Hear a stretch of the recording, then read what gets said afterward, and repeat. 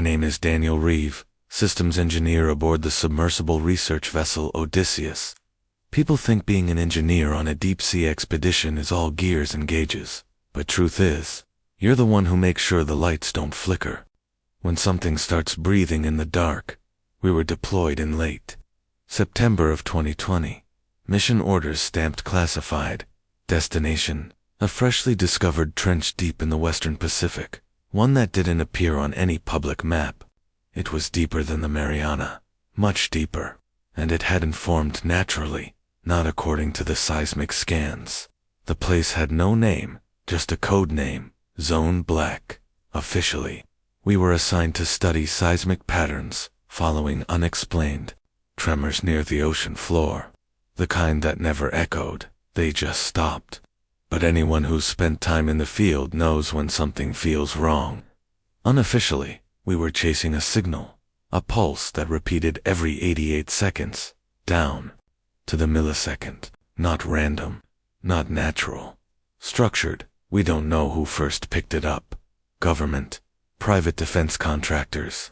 Doesn't matter. What mattered was that someone was willing to throw a fully crewed submersible at it with next to no prep time and zero press coverage. There were 6 of us. Commander Mira Halden ran Black Ops in the Arctic before joining this program. Cold, direct, and controlled. She gave orders like they were part of the pressure, keeping us alive. I never once saw her flinch. Dr. Arjun Vora, marine biologist. Genius, if not completely stable, always muttering about closed-loop ecosystems and thermal anomalies. His fingers constantly twitched like his brain was solving a puzzle the rest of us hadn't seen yet. Kai Moreno, our pilot, sharp as a blade, reckless as hell. If the ocean threw a mountain at us, Kai would find a way to drift past it sideways and call it art. He loved diving where no one else dared.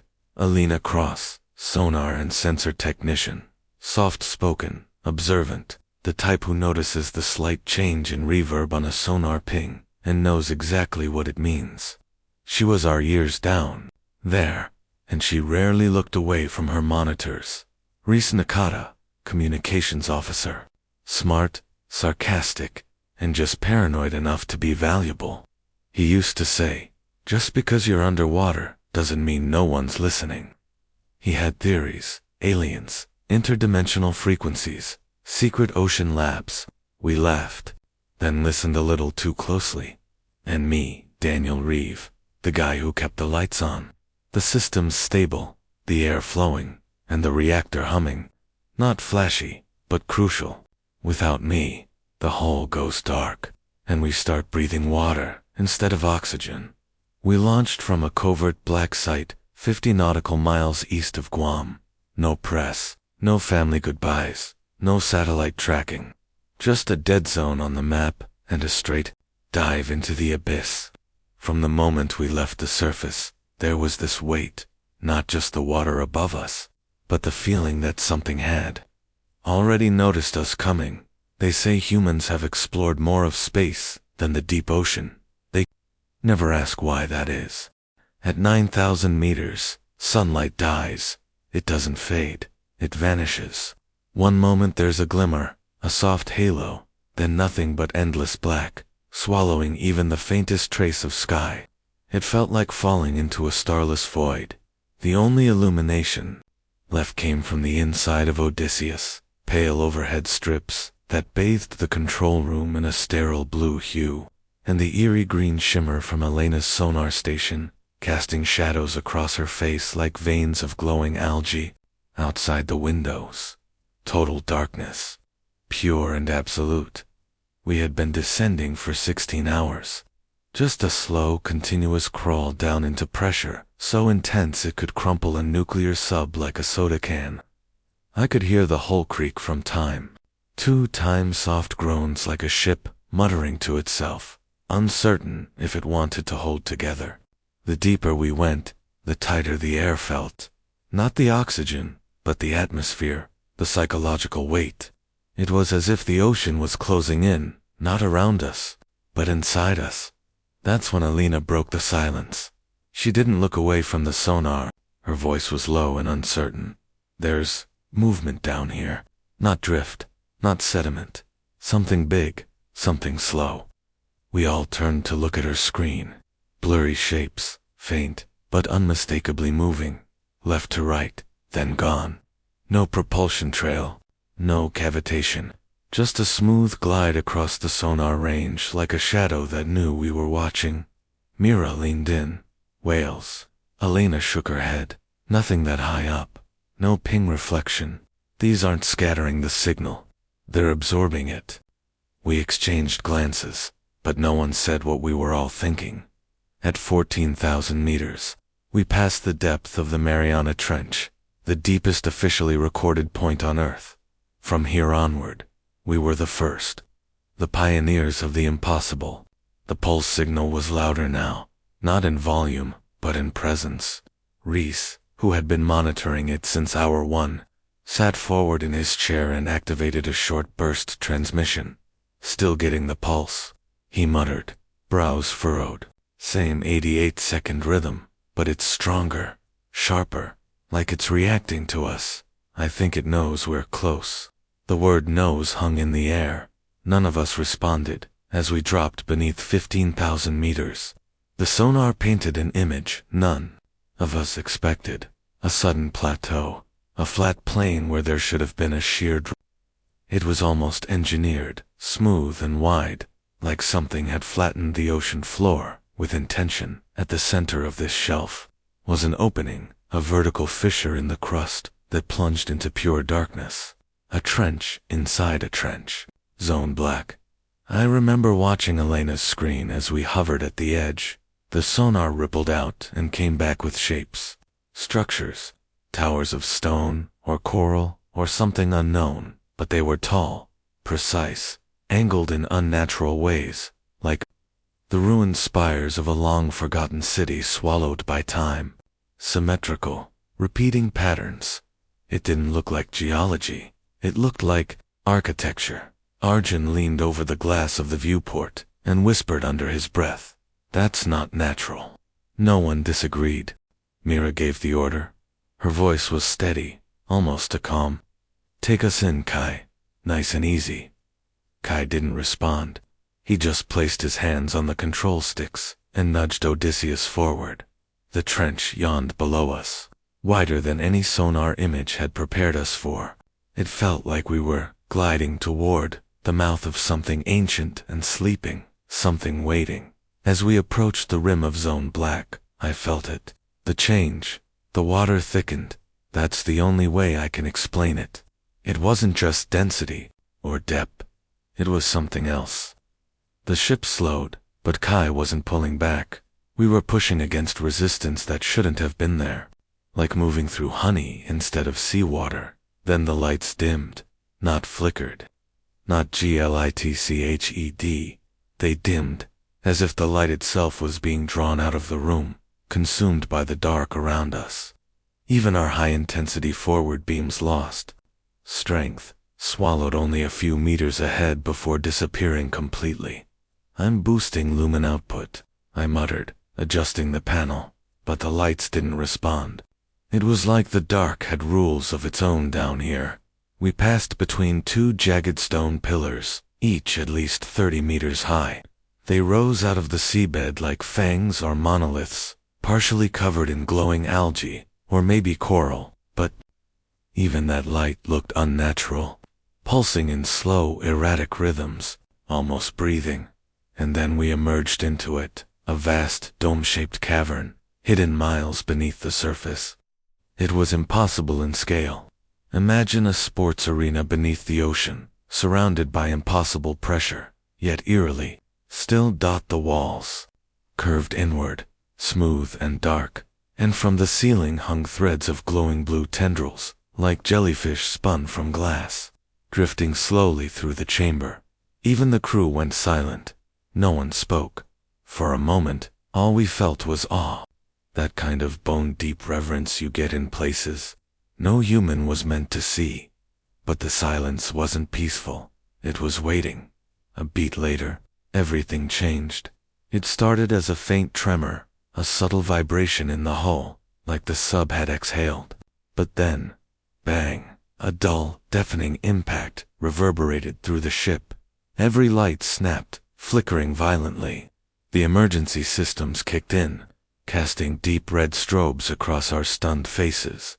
Alarms blared, pressure warnings, stability, loss, sensor malfunction. The sub shook hard, like something had gripped it and was trying to twist it apart. Instruments spun, the artificial gravity gyros buckled for a second, and I grabbed the console to keep from slamming into the wall. Stabilizers offline, I shouted. Power's draining. We're losing external feeds, Elena called out. Her voice wasn't scared, but it was rising, and that terrified me more. Comes R. Dead. We're blind. I tried rerouting power from non-essentials. 2 core systems. The reactor was still operational, barely, but something was interfering with the signal. It wasn't mechanical. Then the power cut. No final warning. No flicker, just complete darkness. We were suspended in miles of water, in a steel tube the size of a bus, surrounded by crushing pressure, and nothing worked. For a moment, the only sound was our breathing. Then something creaked outside the hull. The lights came back all at once, not gradually, no hum, just a snap, and we were back in red emergency lighting. Dim and pulsing like a heartbeat, I blinked hard, trying to recalibrate. The control panel lit up, but only half the systems had power. No outside comms, no cameras. Internal life support was holding, but on backup levels. I checked the clock. 12 minutes had passed. 12, I whispered, glancing at my wristwatch. Still stuck at the moment of the blackout. Anyone else get 12? I asked the room. Nobody answered. Elena's voice broke the silence, low and trembling. Sonar's not responding. We all turned to her station. The screen completely blank. No READOUTS. No pings, no echoes. It was like the ocean had stopped existing, like sound itself had been erased. We're getting no feedback, she said, tapping buttons furiously. It's not even interference. It's just ... void. Reese tried to patch into the mainframe. Could be a software loop. I'll check. But his voice trailed off, because we were all feeling it now. The sensation, the kind of silence that goes beyond quiet. Something felt, not heard. A pressure in the ears. A weight in the chest. We were floating, powerless, somewhere beneath the crust of the earth. And the ocean had gone mute. Kai ran a propulsion test. I watched as the readouts blinked, then stalled. Nothing, he muttered. Thrusters are working, but we're not moving. The current's off. He tried again. Still nothing. Every time we nudged upward, the sub drifted back down, almost imperceptibly, like we were caught in invisible hands, being held. It's like we're not allowed to leave, Kai said.